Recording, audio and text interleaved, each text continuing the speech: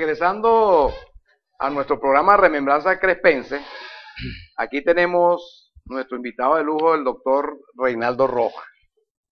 Y esta es la segunda vez, Reinaldo, que estás con nosotros. Gracias, así es.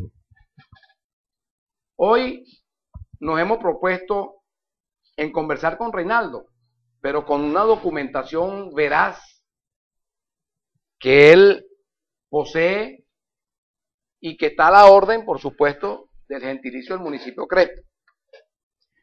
La gran pregunta, Reinaldo, para entrar ya en el tema, porque yo sé que este es un tema que va a estar muy interesante, vamos a tener muchos mensajes, y te voy a hacer la pregunta que hizo el doctor Ambrosio Pereira en el año de 1970, en una carta dirigida a Eco de Guape, diciendo lo siguiente: 350 o 300 años, Reinaldo, cumplimos en el año de 1971, ¿y cuánto más a cumplir en los próximos 5 años la población de Duaca? Bienvenido, Reinaldo. Bueno, gracias por la invitación nuevamente de acompañarlo, Daniel. Muchas gracias. Allí, bueno, que fue mi compañero de estudio en el Colegio Padre Díaz. Esa es una pregunta muy importante que hacerse porque Duaca, según los datos, la documentación histórica, se apresta a celebrar los 400 años de fundación hispánica en el 2020. Eso es un dato importantísimo, porque nos permitía a nosotros prepararnos para un acontecimiento de una importancia muy significativa. En consecuencia, yo creo que sí es válido, Nayi, que los duaqueños, los crespenses, nos preguntemos sobre este acontecimiento, que puede ser aprovechado igualmente como se hizo en 1971 para que la Perla del Norte cuente, como en esa oportunidad contó con servicios públicos. Se aprovechó el aniversario para eso. La fecha que se celebró en aquella oportunidad, como bien tú señalabas en ese artículo, en esa carta enviada por el doctor Ambrosio Pereira, historiador caroleño, era realmente cierta. Duaca se fundó en 1620. Hay que señalar fundamentalmente cosas, digamos, de carácter de referencia, pues, para que tenga la gente. ¿Por qué? La única institución que tenía esa potestad para fundar pueblos era el Estado español, la monarquía española, a través de los capitanes generales y los gobernadores. La iglesia no tenía esas potestades. Fíjate tú que lo que fundaba la iglesia eran misiones.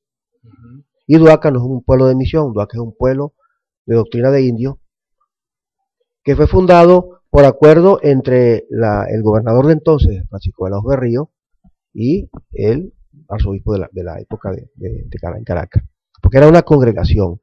Yo llegué a ese estudio, o esa conclusión, después de mis estudios, que realicé sobre la historia colonial de Barquisimeto, donde me interesaba estudiar un pueblo que en esa época se llamaba un pueblo de blanco, ¿no? Pueblos de, digamos, como la Cebolla de Barquisimeto, como el caso del Tocuyo, Carora, que eran los pueblos, digamos, fundados para la residencia de los blancos criollos, de los blancos europeos. Y los pueblos que eran destinados para que vivieran los indígenas, la población aborigen.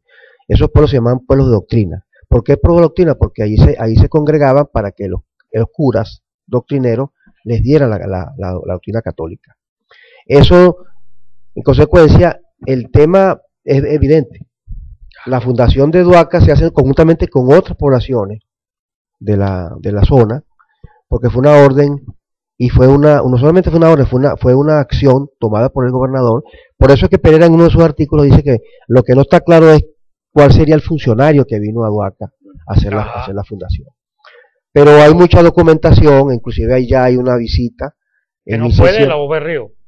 Exacto, no sabemos si fue de la Hoz Berrío, como puede haber sido otro, porque se fundaron, por ejemplo, fíjate tú, en ese mismo año se fundó San Juan Bautista de Urachiche, Santa Catalina de Cuara, San Miguel de Acarigua, San Antonio de la Naranjo de Mocaro Alto. O sea, se fundaron cerca de 20 pueblos. Se fue una decisión ¿Y el gobernador delegaba en alguien? Delegaba en un juez poblador. Un juez poblador. Por eso es que ese es lo que, digamos, que esa acción como tal. Entonces, ahora fíjate otra cosa. ¿Qué es lo que se consiguió? ¿Qué es lo que ha estado llena a mano? Bueno, la visita del obispo Angulo. Gonzalo Angulo visita a Duaca en 1625. y da un informe. Entonces ya hay una primera referencia de un arzobispo, un obispo, que viene que hacen visitas, los padres, como quedaban en manos de los curas doctrineros de los pueblos. En consecuencia, era el obispo el que tenía que estar pendiente de que se cumpliera con esa doctrina. ¿Entiendes? O sea, la llegada de los frailes, lo que hacían era colonizar, culturizar, para decirlo de alguna manera, a los pobladores indígenas. Es que los frailes vienen posteriormente. Hay que diferenciar, por eso es que hay una confusión, no solamente con Duaca, lo hay con Santa Rosa, lo hay con muchos pueblos que fueron refundados, vamos a decir así, por los misioneros franciscanos. Los misioneros capuchinos. Cuando tú hablas de fraile, estás hablando de fraile, estás hablando de misioneros. Los misioneros vinieron después, producto de este proceso inicial político de fundación de pueblos de doctrina de indios, que son una orden, se iniciaron entonces los procesos. Ahora, eran curas doctrineros, que hay una lista. En una lista inicialmente de 1620 ya hay curas doctrineros en Duaca. Lo que pasa es que la población en Duaca no estaba en Duaca, sino que estaba en las haciendas. Por eso es que el pueblo no funcionaba. Entonces, cuando se le entrega lo que se llamaban los valles de Caracas, desde Oriente hasta Occidente, a los capuchinos, en 1650, entonces se incorporaron todos los capuchinos que venían por todos los llanos, fundando misiones, llegaron a la región de Barquisimeto, estamos hablando de 1660, 70, y entonces uno de ellos, Fray Miguel de la Madrid, se envió a Duaca. Y ese es el que llega a Duaca, y entonces si tú ves en el trabajo, en este libro que tú tenías a la mano, la segunda edición que hicimos, la primera edición la hizo los dos Cañizales Verdes, entonces hay un documento que yo publico allí, que se llama, vamos a leerlo, se llama Memoria de lo que hallé cuando vine a esta población del Valle de San Juan Bautista de Duaca en 1673. O sea que además la fecha de 71 no era tampoco la llegada tampoco la acertada. O sea que nosotros pudiéramos hablar de esa fecha de 1673 o la de 1671, como para irle buscando un poquito de lógica. Podemos hablar de una fundación doctrinaria. La fundación doctrinaria es de 1620. ¿De 1620? Sí, que es la cuando se crea el pueblo de doctrina de indios. Yo le pasé ahorita podemos buscar inclusive en la encomienda. Yo tengo aquí, podemos buscar una para el segundo, vamos a hacerlo para el segundo, podemos buscar esta documentación la trae yo de Sevilla. Ahí están 4 o 5 encomiendas de la... ahí está la documentación. Ahí está, por ejemplo, una foto, una copia que hicimos allí. Bueno, claro, si uno se pone a acercarse más, allá dice San Juan Bautista de Duaca. Y ese es un documento de 1629. O sea, posterior a 1620 y mucho antes de 1671. O sea, por eso digo que ya el pueblo fue fundado como tal y aparece en los anales de los documentos de la corona española, aparece San Juan Bautista de Duaca. Ahora, ¿qué es lo que pasaba? ¿Qué es lo que yo estudio en mi libro? Que pasó en toda Venezuela, por lo menos en la provincia de Venezuela, que como la encomienda se pagaba en trabajo, no en tributo, ni en dinero, entonces los encomenderos se llevaban su encomendado, su indígena encomendado a sus haciendas, y incumplían con la norma de tenerlos, eran 4 días en el pueblo y 3 días en la hacienda. Ellos lo tenían toda la semana. Eso es lo que denuncian ellos. Entonces, por eso es que se incorporan, cuando vienen los capuchinos, existiendo el pueblo, se incorporan vienen entonces y se incorporan a otros pueblos, entre ellos el pueblo de Duaca, que lo visita un capuchino, que es Fray Miguel de la Madrid. Por eso es interesante inclusive este documento, porque aquí te habla de lo que él consigue en el pueblo. Había un templo, había una iglesia. Exactamente, es muy interesante. Inclusive aquí hay una cosa que dice, hay un retablo de San Juan Bautista y otro de Santa Rosa, una Santa Lucía de barro, poco más de un palmo, que es la que hoy aún existe en la iglesia de Duaca. O sea que estamos hablando de 2 fechas. Yo hablo de 2 fechas para no, digamos, porque evidentemente la historia no está hecha de fechas, sino de procesos.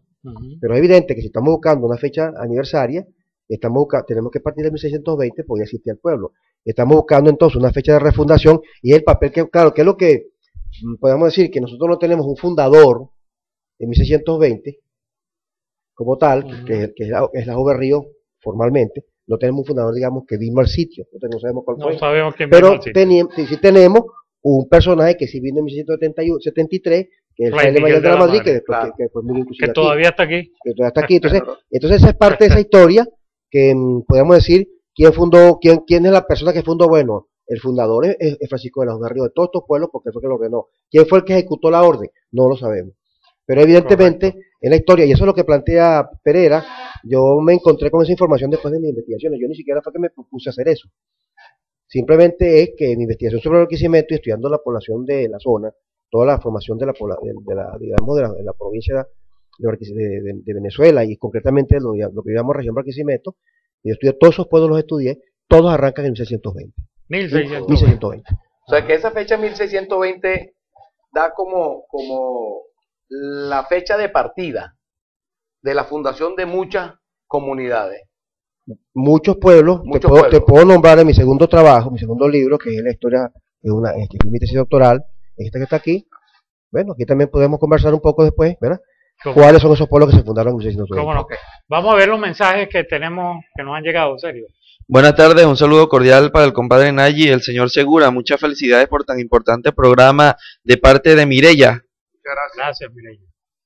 Buenas tardes para felicitar a Ana Cira por su licenciatura de parte de sus hijos. Saludos, Ana.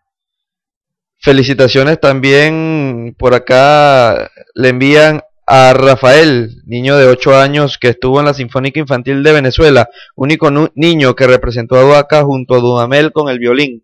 Muy bueno, felicitaciones. Que siga hacia adelante.